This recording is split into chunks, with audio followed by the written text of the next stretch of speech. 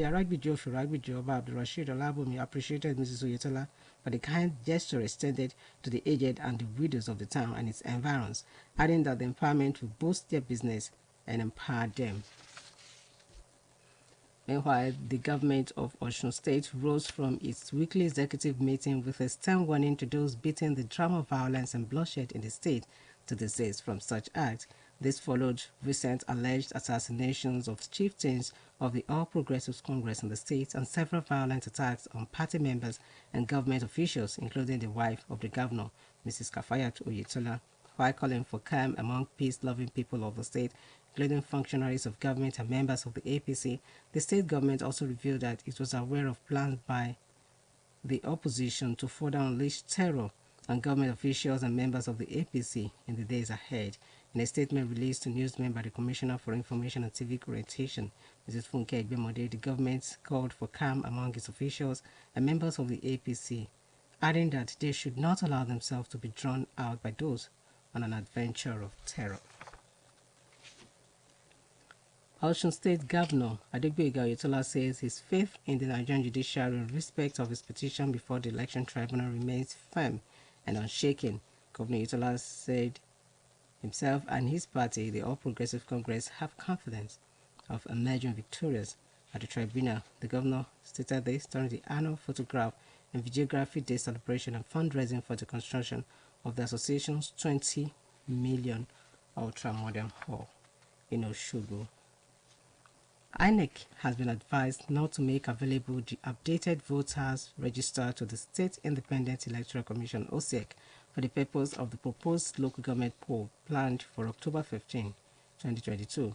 A letter signed by the State People's Democratic Party legal advisor Hashim Abioye also advised INEC to stay aloof from the proposed local government election being organized by the OSEC.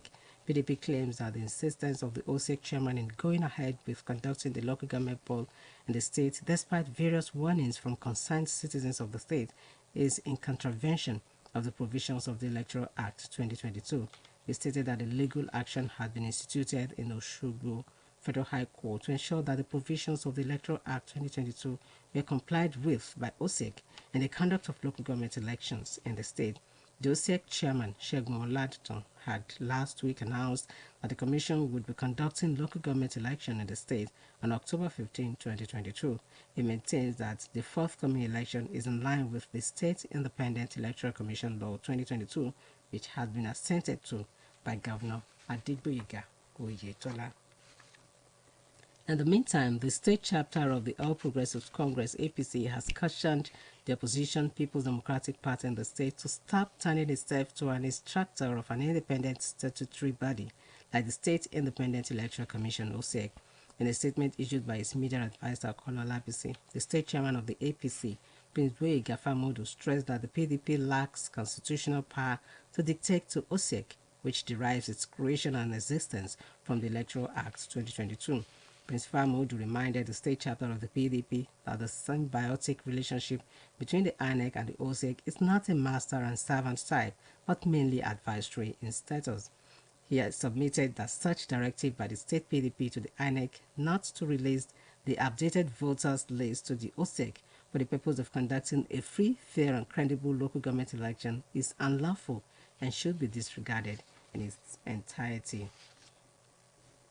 Media practitioners have been advised to be conscious of their health status by carrying out their professional duties to forestall stress-induced related health challenges.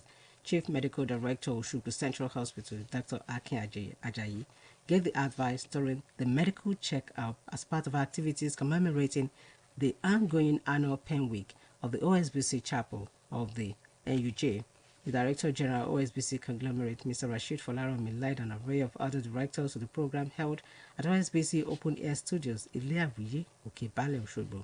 Declaring the event open, Special Advisor to the Governor on Public Health, Dr. Shijo Lamiju, represented by the Director of Public Health, Dr. Akim Bello, expressed the need for individuals to always be conscious of their health, saying it is only a healthy human being that can be productive, adding that COVID-19 is real, hence the need for individuals to take preventive measures against its spread seriously.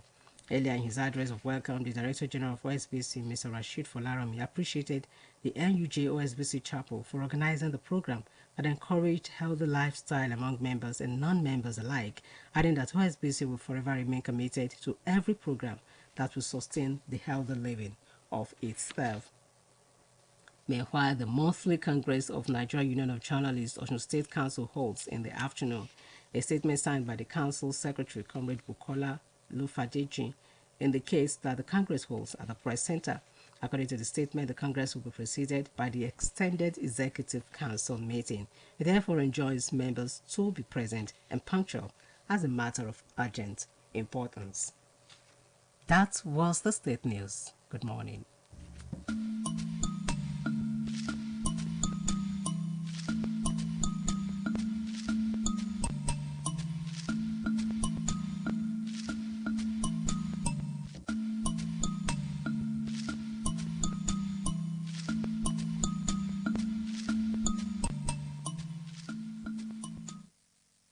Ẹ káàárọ̀ ìròyìn ìpínlẹ̀ Ọ̀ṣun. Aya gómìnà títún ṣe adarí ikọ̀ ìlérí olúwa Development Initiative arábìnrin Kàfáyàt Oyètọ́lá ti tẹnumọ́ ìfarajìn rẹ̀ lórí pé àjọ tó ń darí rẹ̀ ọ̀hún yóò tẹ̀síwájú láti jẹ́ alájọṣepọ̀ nídìí ìlọsíwájú láti ṣàgbélárugẹ ìdẹ̀rùn àwọn èèyàn ìpínlẹ̀ yìí. Nílùú Ìrágbìjí níjọba ìbílẹ̀ Borípé ló ti sọ eléyìí di mímọ̀ lásìkò pínpín oúnjẹ àti owó fún àwọn àgbàlagbà àti opó nílùú Ìrágbìjí àti agbègbè rẹ̀. Aya gómìnà sọ pé ètò náà fún òun láǹfààní láti farakínra pẹ̀lú àwọn àgbàlagbà àti àwọn opó, pẹ̀lú àfikún pé ìlérí olúwa Development Initiative ló ti ń súnmọ́ ọdún mẹ́wàá tí ó ti ń bójútó àwọn àgbàlagbà obìnrin. Ó tẹnumọ́ pé èròǹgbà ètò náà ni láti mú kí ìdàgbàsókè tó ṣe sàn wà láwùjọ. Arábìnrin Oyètọ́lá, ẹni tó tún ṣe kẹpẹ́ sí ààfin Arágbìjí tìlú Ìrágbìjí Ọba Abdulrasheed Ọlábòmí, wòye pé pínpín àwọn oúnjẹ àti owó fáwọn àgbàlagbà àti opó ló jẹ́ èyí tí wọ́n ṣe yíká àwọn ẹkùn ìdìbò ìjọba àpapọ̀ ló wà nípìnlẹ̀ yìí lọ́nà àti lè mú kí ayé dùn gbé fáwọn èèyàn. Ìjọba ìpínlẹ̀ yìí lẹ́yìn ìpàdé ìgbìmọ̀ aláṣẹ rẹ̀ ọlọ́sọ̀ọ̀sẹ̀ ló ṣèkìlọ̀ fún àwọn tó ń lu ìlú rògbòdìyàn láti dẹ́kun ṣíṣe bẹ́ẹ̀ torí pé kò sí ẹni tí yóò bá wọn jó sí i. Èyí ò ṣẹ̀yìn ìkọlù sí aṣáájú ẹgbẹ́ òṣèlú APC kan nípìnlẹ̀ yìí àti ọ̀kan òjọ̀kan ìkọlù sáwọn ọmọ ẹgbẹ́ míì pẹ̀lú àwọn tó dipò mú. Nínú èyí tá a ti rí kíkọlù aya gómìnà arábìnrin Kàfáyàt Oyètọ́lá nígbà tó wá pè fún mímú sùúrù àti pé kí àwọn èèyàn ìpínlẹ̀ yìí ó gba àlàáfíà láàyè. Ìjọba ìpínlẹ̀ yìí sọ pé ó ti dé tí gbóhùn nípa bí ẹgbẹ́ alátakò ti ṣe ń gbà lérò láti máa dà wọn tó wà nípò àṣẹ àti àwọn ọmọ ẹgbẹ́ òṣèlú APC láàmú. Nínú àtẹ̀jáde tí kọmíṣánná fétò ìròyìn arábìnrin Fúnkẹ́ Ẹgbẹ́mọdé fi síta ló ti sọ bí ìjọba ìpínlẹ̀ yìí ti ké sí gbogbo àwọn èèyàn nínú èyí tá a ti rí àwọn tó dipò mọ́ àtàwọn ọmọ ẹgbẹ́ òṣèlú APC láti rí i dájú pé wọ́n gba àlàáfíà láàyè kí wọ́n sì mú sùúrù. Gómìnà Adégbóyèga Oyètọ́lá ti sọ pé onígbàgbọ́ nínú ẹ̀ka ètò ìdájọ́ orílẹ̀-èdè yìí nípa ẹjọ́ tó ń pè níwájú ìgbìmọ̀ tó ń gbẹ̀sùn tó ṣúyọ nídìí ètò ìdìbò tó sì ní ìgbàgbọ́ nínú wọn kò yẹ. Gómìnà Oyètọ́lá sọ pé òun àti ẹgbẹ́ òṣèlú APC nígbàgbọ́ pé àwọn yóò jáwé olúborí nínú ẹjọ́ náà. Gómìnà ṣe léyìí níbi ètò ayẹyẹ ọlọ́dọọdún ẹgbẹ́ àwọn ayàwòrán àti ìkówójọ oní 20 mílíọ̀nù náírà láti kọ́ gbọ̀ngàn ìgbàlódé ẹgbẹ́ náà sílùú Òṣogbo. Gómìnà ẹni tí olùdámọ̀ràn pàtàkì lórí ìtanijí aráàlú Honorable Ọlátúbọ̀sún Oyètìlóye Ṣòjòfò sọ pé òun nígbàgbọ́ pé òun yóò gba ẹ̀tọ́ òun padà nípasẹ̀ ilé ẹjọ́ tó ń gbẹ̀sùn tó ṣúyọ nídìí ọ̀rọ̀ ìdìbò. Ẹgbẹ́ òṣèlú PDP ti rọ àjọ elétò ìdìbò ilẹ̀ yìí láti má ṣe yọ̀ǹda ìwé orúkọ àwọn olùdìbò tó ṣẹ̀ṣẹ̀ parí èyí tó gbámú fún àjọ elétò ìdìbò ìpínlẹ̀ yìí kó lè rí ohun ṣètò ìdìbò ìjọba ìbílẹ̀ tó ń gbèrò lọ́jọ́ 15 oṣù kẹwàá ọdún yìí. Ìjẹyọ nínú àtẹ̀jáde tí olùdámọ̀ràn lórí òfin fún ẹgbẹ́ òṣèlú PDP Azeem Abioye fi síta gẹ́gẹ́ bó ti tún gba àjọ elétò ìdìbò nílẹ̀ yìí níyànjú láti yàgò gidigidi fún ìdìbò ìjọba ìbílẹ̀ tí àjọ elétò ìdìbò ìpínlẹ̀ yìí ń gbà lérò. Ọ̀gbẹ́ni Abioye wòye pé bí àjọ elétò ìdìbò ìpínlẹ̀ yìí OSEC ti ṣe sọ pé kò sí ohun tó lè dí òun lọ́wọ́ láti má ṣètò ìdìbò sáwọn ìjọba ìbílẹ̀ láì fi gbogbo ìkìlọ̀ lódìrànràn tó ń pàkíyèsí rẹ̀ sí ṣe ìgbésẹ̀ náà ló lòdì sí òfin ètò ìdìbò ọdún 2022. amòfin ẹgbẹ́ òṣèlú PDP ń ṣe àfikún pé ẹgbẹ́ òṣèlú náà ti pẹjọ́ tako ìgbésẹ̀ ọ̀hún nílé-ẹjọ́ gíga ìjọba àpapọ̀ tó wà nílùú Òṣogbo lójúnà àti jẹ́ kí àjọ elétò ìdìbò ìpínlẹ̀ yìí wà níbàámu pẹ̀lú òfin ètò ìdìbò ilẹ̀ yìí ọdún 2022. wọ́n rántí pé lọ́sẹ̀ tó kọjá ní alága ètò ìdìbò nípínlẹ̀ yìí Ọ̀túnba Ṣẹ́gun Ọládìtàn fi síta pé àjọ òun yóò ṣètò ìdìbò ìjọba ìbílẹ̀ nípínlẹ̀ yìí lọ́jọ́ 15 oṣù kẹwàá ọdún yìí tó sọ pé ètò ìdìbò náà ló wà níbàámu pẹ̀lú òfin gẹ́gẹ́ bí gómìnà Adégbóyèga Oyètọ́lá ti ṣe buwọ́lù lẹ́yìn ìgbésẹ̀ ilé aṣòfin ìpínlẹ̀ yìí. wáyé ẹgbẹ́ òṣèlú APC ẹ̀ka tìpínlẹ̀ yìí ti ṣèkìlọ̀ fún ẹgbẹ́ alátakò PDP láti máa ṣe sọ ara wọn di ẹgbẹ́ tí yóò máa pàṣẹ fún àjọ elétò ìdìbò nípínlẹ̀ yìí lórí bí yóò ṣe ṣe iṣẹ́ rẹ̀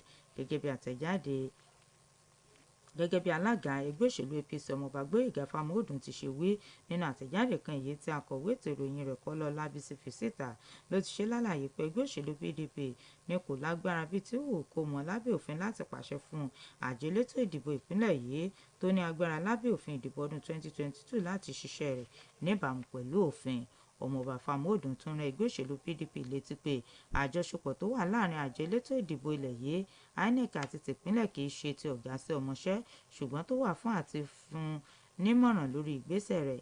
alága ẹgbẹ́ òṣèlú APC ọ̀hún wá sọ pé ẹgbẹ́ òṣèlú PDP ti ń pàṣẹ kí àjọ elétò ìdìbò orílẹ̀-èdè yìí má ṣe gbé ìwé àkọsílẹ̀ orúkọ olùdìbò tó péye sílẹ̀ fún ẹ̀ka rẹ̀ nípínlẹ̀ yìí fún àti ṣètò ìdìbò sáwọn ìjọba ìbílẹ̀ nípínlẹ̀ yìí ni kò bófin mu tí kò sì jẹ́ ìtẹ́wọ́gbà rárá.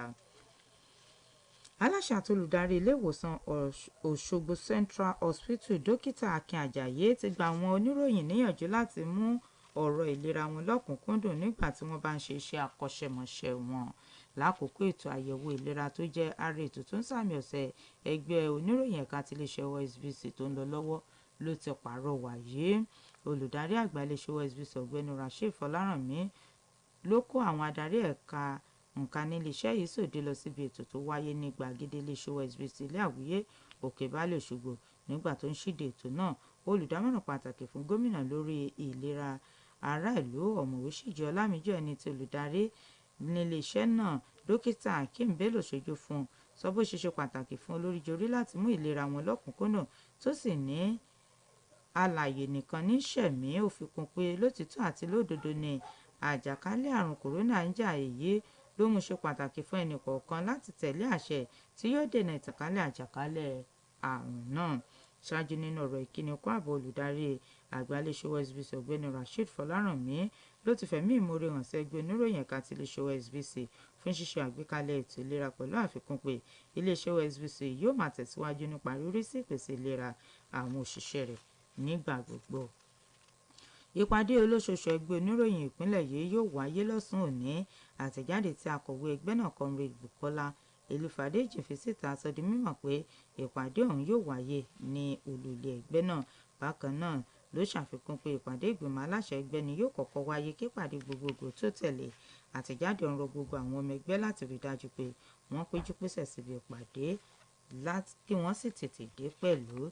èyí lópin ìròyìn ìpínlẹ̀ Ọ̀ṣun ẹ̀yà ṣe.